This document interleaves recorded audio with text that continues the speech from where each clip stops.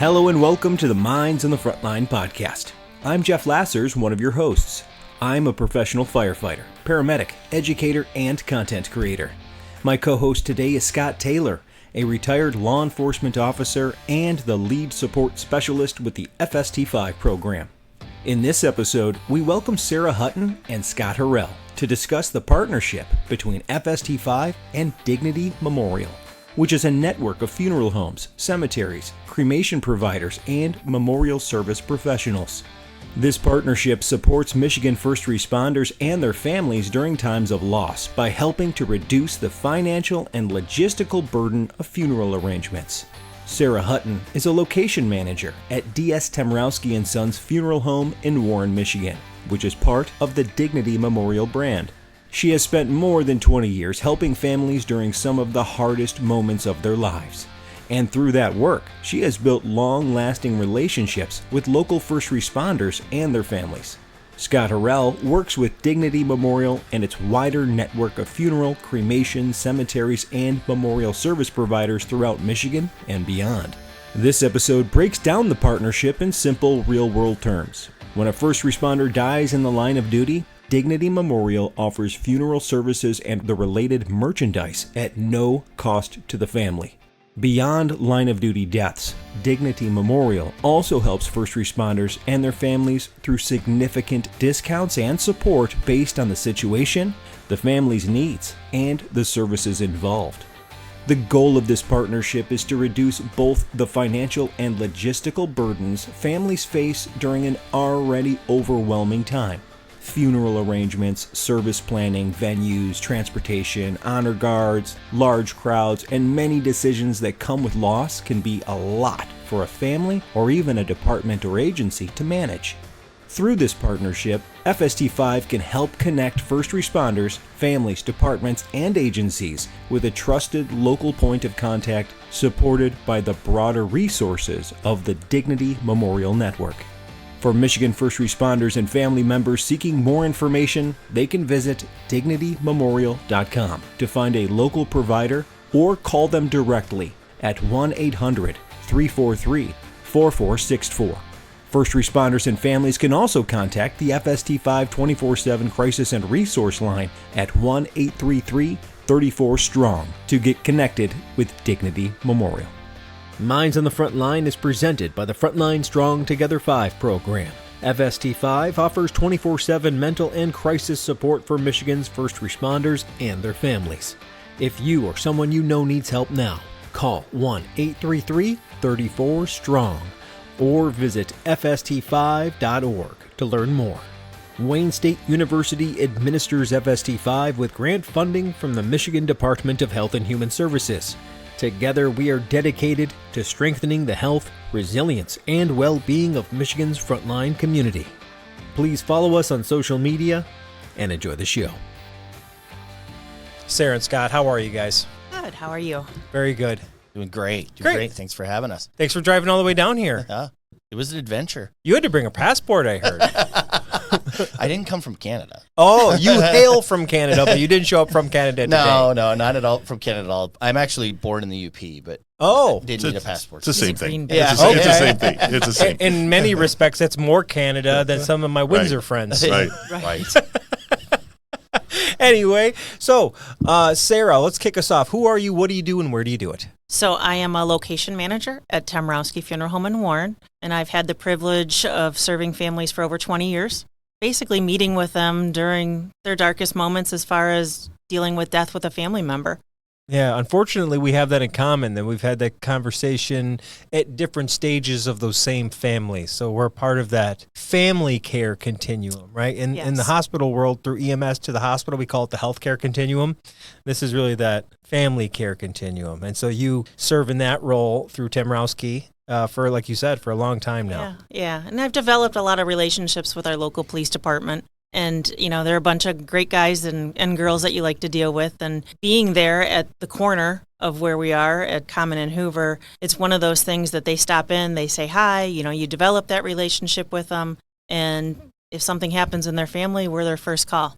Right on. And that's led to more things we'll get into in a few. But Scott, who are you? What are you doing? And where do you do it? Yeah, thank you. So my name is Scott Harrell, and I work under the Dignity Memorial umbrella, which really just supports anything that she needs. So I just try to help her be the best she can be at what she does, and she's great. Give everybody an explanation of what Dignity Memorial is in relation to Temrowski Funeral Home, so people have an understanding. Yeah, so the best way I can explain it is we have a network of funeral homes, and we have a network of funeral homes in Michigan as well as across the United States. Funeral homes, cemeteries, crematories, anything funeral related, really, we have it. And what's great about that is it means that we have significant resources, we have significant knowledge, and we've got the best team in place to care for people across all levels. That's awesome. And now you guys hooked up with my buddy Scott. Scott, what is the connection now between FST5 and Dignity Memorial? Why are they here today and from the FST5 perspective? Well, I've had the privilege of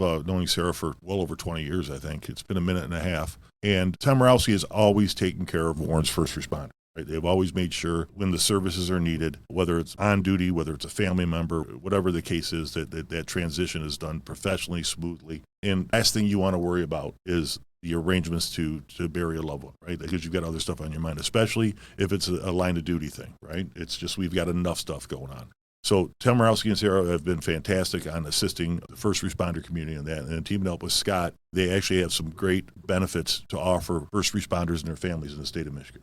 That's amazing. Yeah. So it sounds like all those years of kind of servicing the community led to relationships that's now benefiting those first responder communities. 100%. As one of our administrators here at FST5 that coordinates logistics, people, all the things that kind of the day-to-day operations of making the donuts, that's cool that we can leverage those experiences with some of these old-timers that are retired, bring in the people they've met along the way. I mean, absolutely. That's why we develop these things. I want to explain this is a partnership. And I'm going to let them kind of explain why the partnership, what they offer. It's hard enough to go through that experience.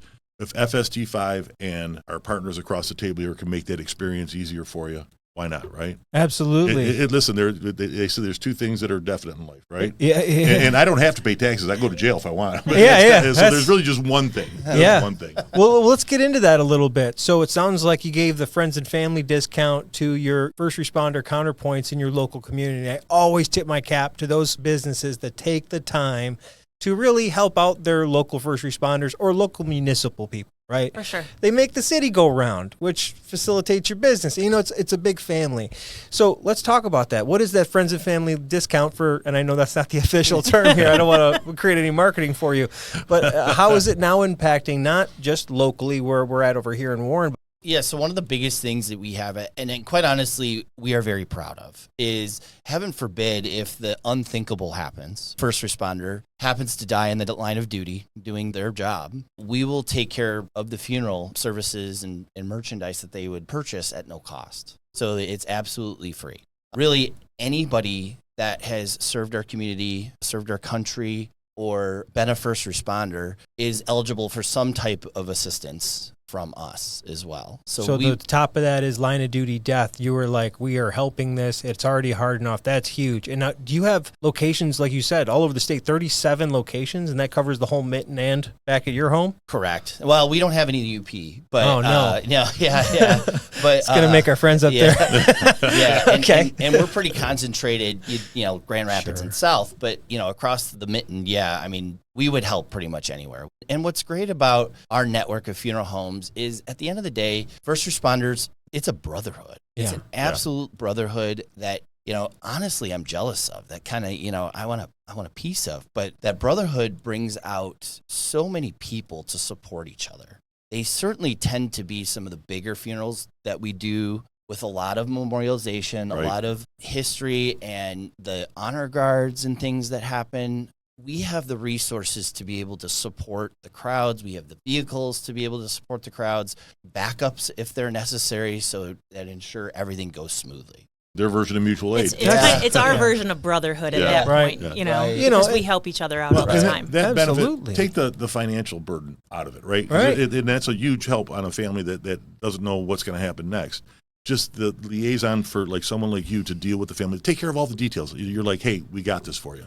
We got this for you. Huge. Emotionally, it's a big, big help. And that is something that you can't put a price tag on, in all honesty, not in my opinion. No. And what the family's going through at that point is bad enough. Correct. It's the least we can do for those that put their lives on the line for us. So That's huge. I know I speak for Sarah and myself that we have a ton of pride in this program. It means a lot. And I can tell you, when we became a part of the Dignity brand, that was something that really hit home for me because my daughter is a first responder. God forbid something would happen to her. Give her a shameless plug. What discipline is she in? She's in Detroit. What does she do? What is she? She works in firearms inventory. She's a sergeant there. Oh, police officer. Awesome. Police She's a police officer. Good for her. Yeah. We need lots of them. No, go ahead. I Yeah. had to throw the plug. It really doesn't hit me. Yeah, 12 years on, so. As long as I don't have to be a cop, I don't care. I wouldn't do good at it. The armor, the back problems. You got to wear the belt in the car, and they got things, and they got to walk like this because I don't know how you guys and do it. And she is only 5'2", so that's I don't know how she does it.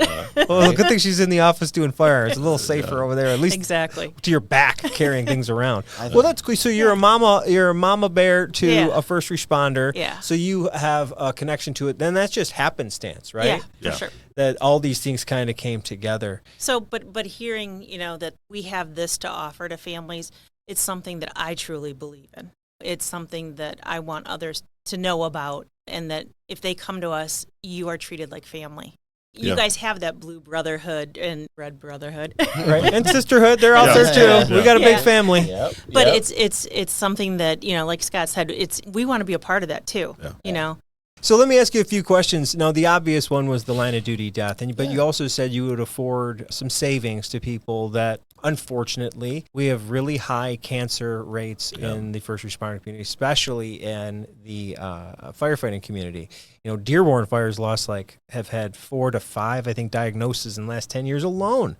And this is not uncommon amongst our community here. Right. So unfortunately, we lose people at a higher rate than usual. Can you kind of talk on how you can help those families as well? Yeah, and really a lot of the same things. I mean, it's not uncommon for us to offer a family of a first responder, it not being a line of duty death, but 50% discount, That's amazing. 60, whatever. Huge. A little bit of a moving target, right? Can depend There's on a lot of things you have to consider there, right. but to I think that you said it there, significant savings. Yeah. Pretty much for most situations for first responders. I'm not trying to hold you to it. No. You said in the thing, right? Because I could understand, some have massive families. Some need very little. Right. So I could understand that some people are going to get a little bit more, a little less, based on logistics. And need and what happens, right? I mean, we got to look at everything and weigh the whole picture, but, there isn't anything that we're not going to do to help a first responder. To something. Regardless of what the circumstances. Yeah. I was a young first responder. I say young, I was under 30. I lost my father, and he wasn't a first responder. Right. But I needed time off. I needed to get away for a minute. And the funeral ate up so much of my time when it came to and I'm not talking about the being there. That was easy. It sucked, but it was simple. You go there, you do the thing. Sure. Yeah. But you got to do do you call people? What do you do with the flowers? What do you do with this? And now you're thinking about this business end of the thing when I'm like, now I'm an adult, right? I can't just pitch this off to somebody else. So I can tip my cap to anybody who's trying to make that process suck less. Yeah, and it really is navigating all that. People make a ton of decisions when it comes to all of this, and if nothing else, make sure your family knows what your preferences are. That really helps ease the burden, and then gives us something to work with, right? So at a time where you really have no room to think. Right. Those decisions are being made, like you said, and you're not in the right frame of mind to make those decisions. You want to put it off 6 months, heal, and then deal with it. Right. So we help manage people with all that. And that's a lot of what Sarah does, and does it very well. But one thing I want to touch on, too, in terms of what we can do, if it's a high-profile circumstance with a first responder, line of duty, those tend to be high-profile no matter what. We even have teams that come in from across the country that serve presidents and politicians and things like that, which are really big funerals. So we can call upon some of those people to help us make sure that those go perfectly. Yeah, God forbid we have Temple Israel happened recently. Right. If that went south and they, you take that to the nth degree, I could imagine, and not to step in, it was a religious community. I'm sure they have plenty of options there, but those first responders, if they would have gotten injured and all of that, I could imagine needing a little bit more. And it is intensely I don't want to say there's pageantry to it, but it's a spectacle when you go to a first responder. It's almost a parade. It's almost a parade. Yeah, I went to one. I learned very young, just show up to them, even if you didn't know the guy. And so there's been at least one or two Detroit and Wayne Westland one and a few others, and it's like, it's awe-inspiring to see the connection with all the humans that show up. Like I said, I didn't even know half these guys. Right. And to just go to show my respects and to see what happens there.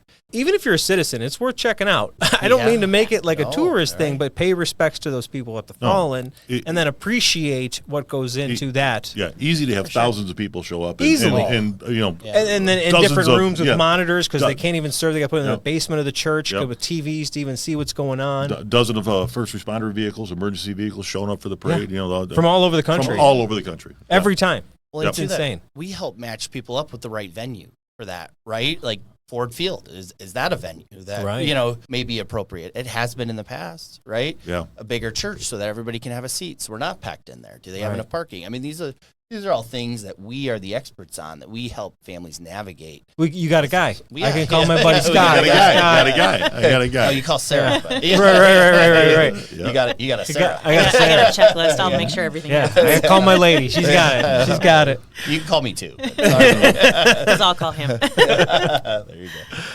So if a first responder family is listening right now and wants to understand more options, how do they get a hold of you? Websites, social media? Like, what's the best way to connect with your information? They can call the funeral home directly. They can search our website. I mean, it is temrowski.com. TEM? ROWSKI. Awesome.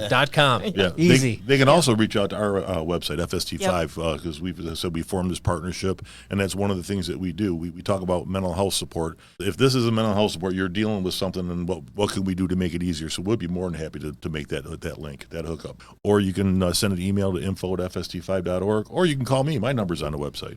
So, Sarah, what is one thing you hope first responders and their families take away from this conversation? Knowing that we're there and that we can help answer any questions that they want. But the biggest thing is knowing that their loved one is going to be brought into our care with a lot of dignity and respect. Can't ask for more than that. How about you, Scott?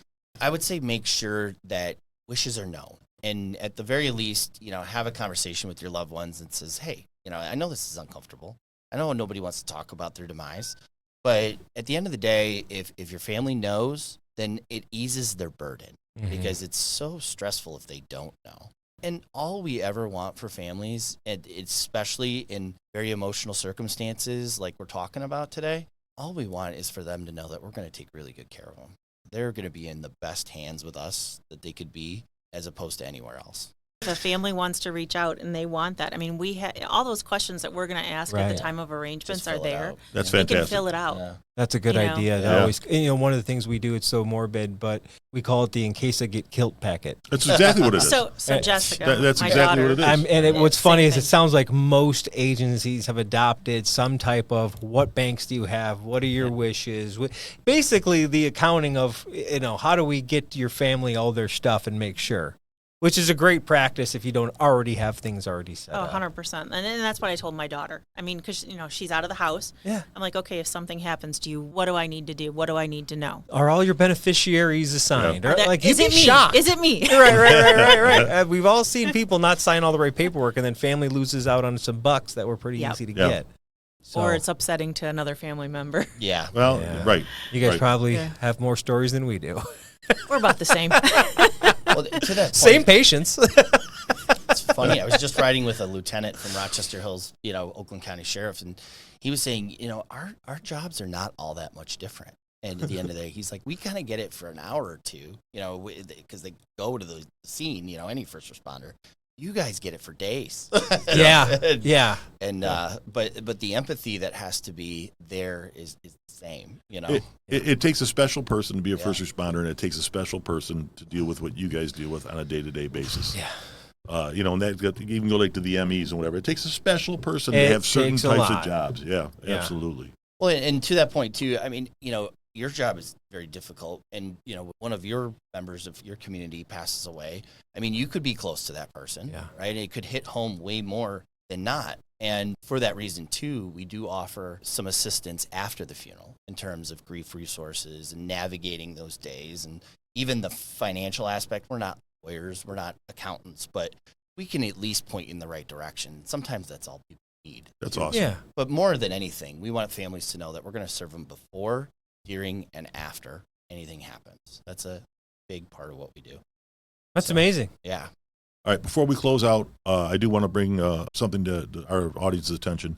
Just recently, Tomrowski unfortunately had to help out one of our local officers' family. They had a situation, and I'm going to let you kind of explain a little bit what you guys did, and without giving any names or details, but tell you how you helped one of us out. Well, I got a call actually on Tuesday on my day off from one of the officers, and he had asked to meet, and I absolutely. I don't care if it's my day off or not. I mean, we're always working. You guys are always working. You know how that goes, right? And made arrangements for his wife and her visitations today. But he said to me yesterday when he came in, he said, Sarah, I don't know how you do this every day. And, I kind of had to relate it back to him, too. I said, well, I don't know how you guys do it every day, too, right? For us, it's not just a job. It's a calling. And I think, when you take that call, you know what you need to do. You know what goes in place. We've got a checklist. We do this every day. This is this, and this happens. And for me to be able to take that burden off of him and just guide him through everything, it's a great honor to me. Yeah. And I mean, in this particular circumstance, it was completely and totally unexpected. I mean, healthy young person out of nowhere. So that you said that his head's spinning. Yeah, you're not talking an 80-something-year-old human. You're talking somebody who got a very quick diagnosis and then it was done. And talk about the situation where you just need a friend, a logistics friend to kind of handle this other end of it to make it as easy as possible. It's hard enough. So that's huge. I'm glad to hear that we have good stories and examples of how you are currently helping and how Dignity Memorial has expanded that beyond just the corner, what is it, Gratiot and... Or at Common and Hoover. Common and Hoover, sorry. It's okay. Every time I think East Side, I think Gratiot. I'm like, it's on Gratiot and 59 somewhere, right? Hall Road. He's an Oakland County guy. He doesn't, Well, and let me say this, too, about that circumstances is they only wanted to work with Sarah. As you mentioned, it was your day off. We don't, share that when it comes to, hey, it's our day off. I can't really help you today. That's just not how people are, Sarah, are wired, right? But this person had shared, I only want to work with you. And that's a very big weight to carry, but a very honorable one. Huge honor. And I think you accept that backpack pretty well. Absolutely. You like to snug that on. Let's go. It says a lot about who Sarah is. Yeah. Right? And how much she cares. Yeah. Talk about a team member. Yeah. Because people aren't going to ask that if you're anything but passionate and empathetic about what you do. That's exactly when the customer is always right. Yes, you do. Because now I don't have to do anything. Sarah's got it. Yeah. And I don't mind. I don't. No. Like I said, it's, some people look at it as a job. This is my profession. This is a calling. It's your craft. You're making it happen. Yeah. You're part of the community. You're part of countless families, I'm sure, at this point. You've at least touched them in some way, so we appreciate that. Well, thank you. Well, this has been really great, guys, and we're going to really help spread the word about this, and this is another great collaboration. Yeah. I appreciate it. I appreciate the time that you guys gave us. Yeah, nice job, Scott. You found somebody useful. Hey, listen, every now and then. I just had to smile. Every now and then. All right, thank you. Thank you for listening to the Minds on the Frontline podcast. We have more great content coming out soon. Please check us out on YouTube, Instagram, Facebook, X, and LinkedIn. And make sure to like and subscribe to all Minds on the Frontline podcast social media channels. Thank you, and have a great day.